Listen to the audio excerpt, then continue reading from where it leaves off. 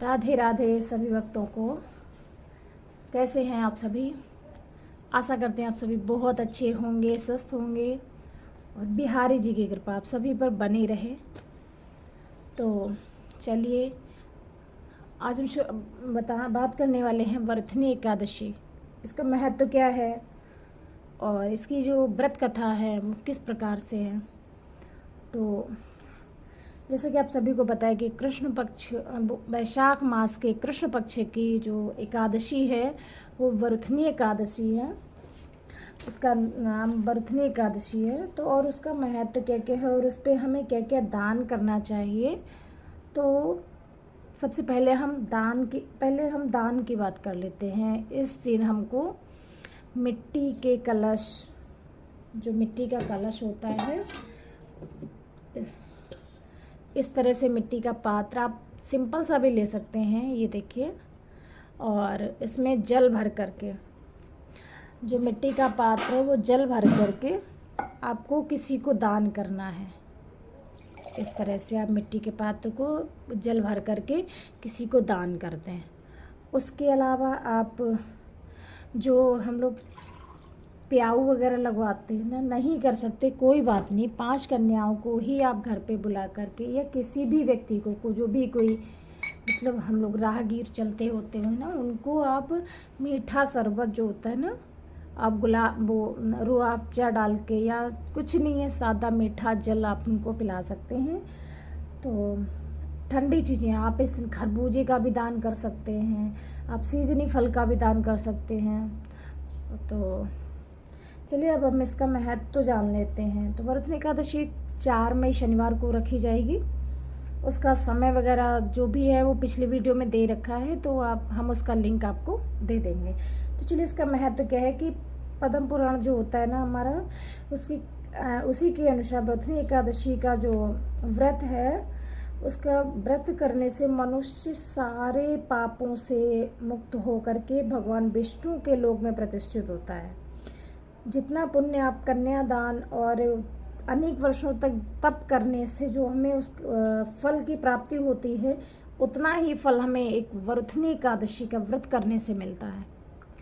तो एकादशी का महत्व तो बहुत ही ज़्यादा है। हम अब कितना मतलब बता सकते हैं वो हम आपको बता रहे हैं, लेकिन आप उसका इमेजिन करिए कि मतलब हमें कितना ये फलदायी है। वर्धनी एकादशी का जो व्रत करने से मतलब व्यक्ति जो है ना, विद्यादान का भी सौभाग्य प्राप्त कर लेता है। और ये सुख सौभाग्य देने वाली एकादशी है, सारे पापों को नष्ट करने वाली है, तथा अंत में ना व्यक्ति को मोक्ष मिल जाता है, मनुष्य को मोक्ष देने वाली एकादशी है ये। तो अब हम कथा प्रारंभ करते हैं। तो इसकी कथा क्या है। प्राचीन समय में नर्मदा नदी के तट पर मांधाता नाम के राजा जो थे राज्य करते थे। एक एकादशी की कथा कुछ इस प्रकार है।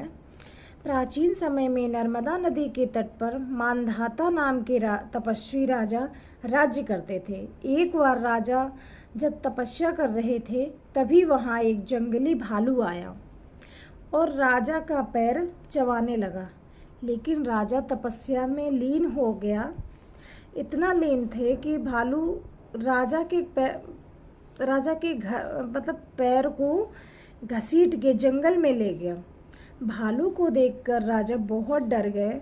इस दौरान उन्होंने भगवान विष्णु से जीवन की रक्षा के लिए प्रार्थना की।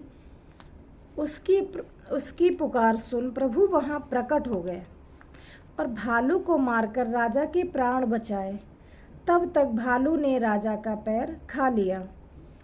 इसकी वजह से राजा बेहद दुखी था। राजा को इस परिस्थिति में देख भगवान विष्णु ने उसको एक उपाय बताया। प्रभु ने राजा को वर्धनी एकादशी करने के लिए कहा। राजा ने प्रभु की बात मानकर वर्धनी एकादशी का व्रत किया और उसने वराह अवतार मूर्ति की पूजा की। उसके बाद इस व्रत के प्रभाव से राजा फिर से सुंदर शरीर वाला हो गया। मृत्यु के पश्चात राजा को भगवान विष्णु के धाम वैकुंठ धाम की प्राप्ति हुई। तो कथा कुछ इस प्रकार थी।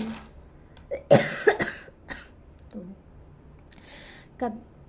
कथा की समाप्ति हुई।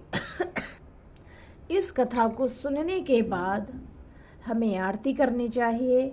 आरती धूप कपूर से करनी चाहिए हमें। और इस दिन हो सके तो छोटा सा एक हवन जो होता है ना, वो करना चाहिए। उसके बाद भगवान विष्णु की आरती करनी चाहिए। और जो भी व्यक्ति इस कथा को सुनता है या पढ़ता है, उसके भगवान श्री हरि विष्णु सभी कष्टों का नाश करते हैं। चलिए, अगर भी जानकारी अच्छी लगे, कथा समझ आए, तो वीडियो को लाइक करिए, शेयर करिए एंड सब्सक्राइब करिए हमारे यूट्यूब चैनल को। राधे राधे, हरे कृष्णा। श्री कुंज बिहारी, श्री हरिदास।